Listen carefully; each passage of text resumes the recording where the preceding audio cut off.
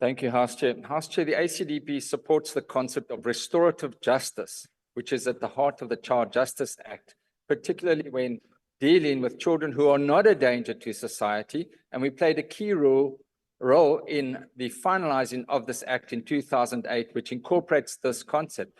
And this is after we represented the country at an ancillary meeting of the United Nations discussing restorative justice as an option.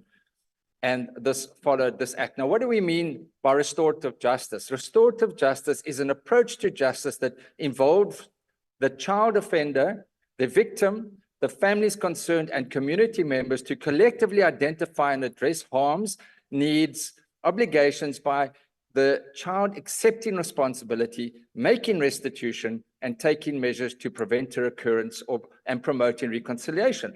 And this is very, very commendable. Some people will say it is weak on justice. No, most definitely not. It is premised on the acceptance of responsibility. Why? When a child might steal a loaf of bread because that child is hungry, should that child be incarcerated and raped and abused into a lifetime of crime through criminal gangsters? And that is the essence of restorative justice.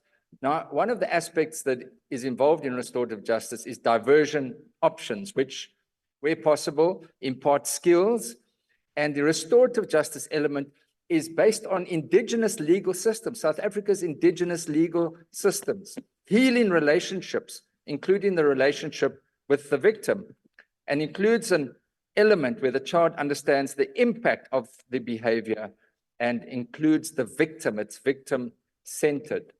So we believe that restorative justice programs can be more broadly used and have been used efficiently when you have family group conferences, victim offender mediation, and restitution to victims.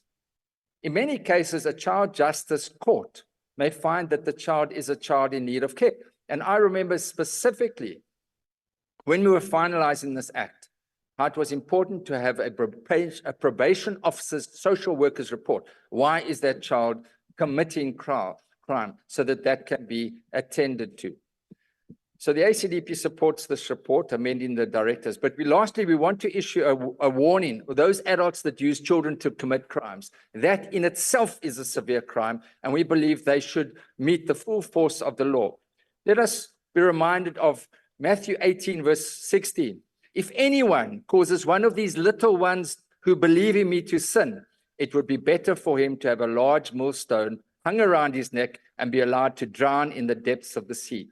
That is how serious this is considered. The ACDP supports this report. I thank you. Amen. Thank you.